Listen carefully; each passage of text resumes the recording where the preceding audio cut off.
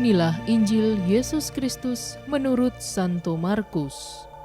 Dimuliakanlah Tuhan. Sekeluarnya dari rumah ibadat itu, Yesus dengan Yakobus dan Yohanes pergi ke rumah Simon dan Andreas. Ibu mertua Simon terbaring karena sakit demam. Mereka segera memberitahukan keadaannya kepada Yesus.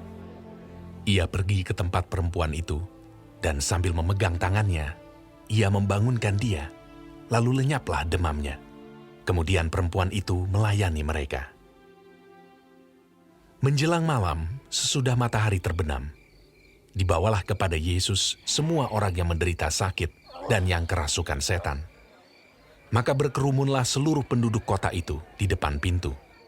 Ia menyembuhkan banyak orang yang menderita bermacam-macam penyakit dan mengusir banyak setan. Ia tidak memperbolehkan setan-setan itu berbicara, sebab mereka mengenal dia. Pagi-pagi benar, waktu hari masih gelap, ia bangun dan pergi keluar. Ia pergi ke tempat yang sunyi dan berdoa di sana. Tetapi Simon dan kawan-kawannya menyusul dia. Waktu menemukan dia, mereka berkata, "Semua orang mencari engkau." Jawabnya, "Marilah kita pergi ke tempat lain, ke kota-kota yang berdekatan, supaya di sana juga aku memberitakan Injil, karena untuk itu aku telah datang." Lalu pergilah ia ke seluruh Galilea dan memberitakan Injil dalam rumah-rumah ibadat mereka dan mengusir setan-setan.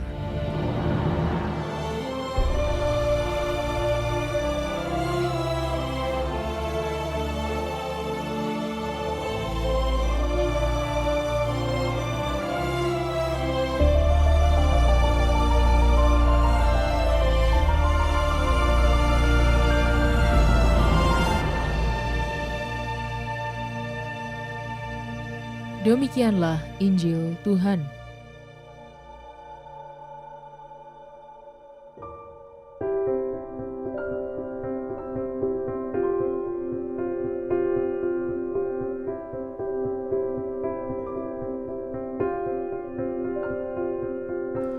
Taat itu nikmat.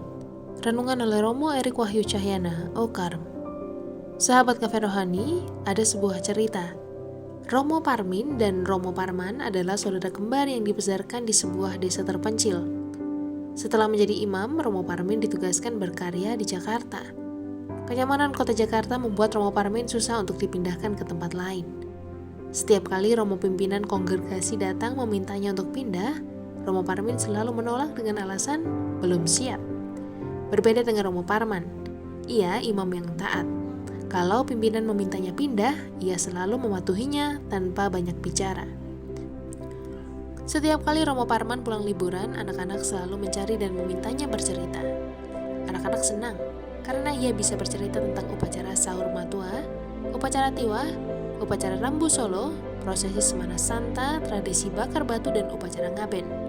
Sedangkan Romo Parmin tidak menarik perhatian anak-anak, karena ia hanya bisa bercerita Monas dan kebun binatang Ragunan. Romo Parman telah menikmati buah dari ketaatannya. Kehadiran Tuhan di Kapernaum memperoleh sambutan yang antusias.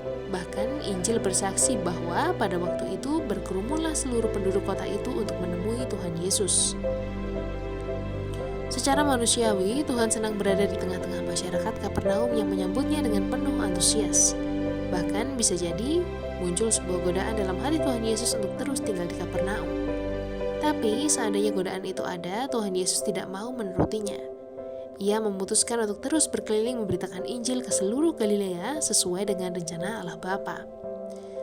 Ketaatan pada kehendak Allah Bapa adalah prinsip yang tak tergoyahkan dalam diri Tuhan Yesus. Ia tidak mau menjadikan pemuasan diri sendiri sebagai tujuan hidupnya. Sebaliknya, ia selalu menjadikan kehendak Allah Bapa sebagai tujuan hidupnya yang utama. Kita hendaknya juga berlaku sama, seperti Tuhan Yesus. Karena mewujudkan kehendak Allah adalah tujuan hidup kita yang utama sebagai orang Kristiani. Selamat menikmati menu hari ini. Renungan juga bisa Anda baca selengkapnya di Cafe Rohani edisi bulan ini. Dengarkan juga renungan ini di radio.karmelindomedia.com.